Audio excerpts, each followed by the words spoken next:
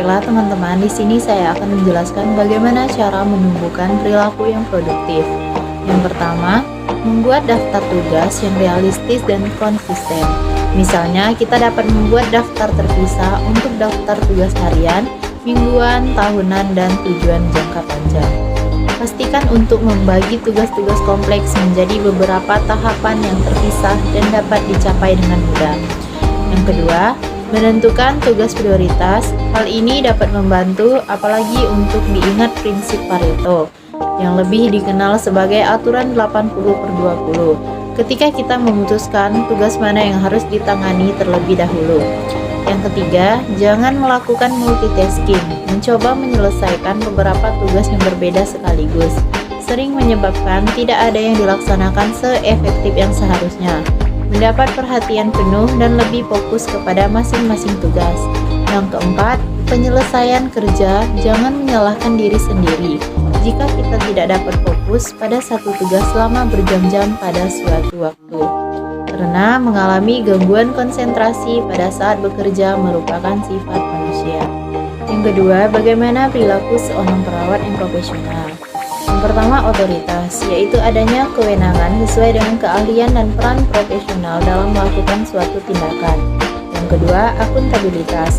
Perawat memiliki tanggung jawab terhadap apa yang dijalaninya dan harus siap menerima konsekuensinya sesuai dengan ketentuan yang berlaku. Yang ketiga, pengambilan keputusan yang mandiri. Dalam mengambil keputusan, perawat diharapkan menyesuaikan dengan keilmuan dan rasionalitas melalui pendekatan yang terstruktur kepada pasien. Yang keempat, kolaborasi. Perawat mampu bekerja sama dalam tim intraprofesi ataupun interprofesi. Yang kelima, pembelaan. Melakukan suatu hal yang guna mendapatkan asuhan yang bermutu bagi pasien. Yang keenam, fasilitasi. Perawat diharapkan dapat mendukung dan memberdayakan sebagai upaya untuk memperbaiki fungsi dan diri meningkatkan kesehatan klien. Yang ketiga, apa tantangan terberat untuk menjaga perilaku yang baik? Yang pertama, menaklukkan emosi.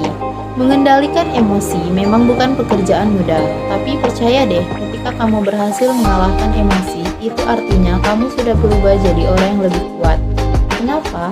Karena pada dasarnya, orang paling kuat bukanlah mereka yang menang melawan orang lain, bukan mereka yang bisa mengendalikan banyak orang untuk tunduk, melainkan mereka yang bisa melawan dan mengendalikan diri sendiri dalam keadaan apapun, termasuk saat sedang emosi.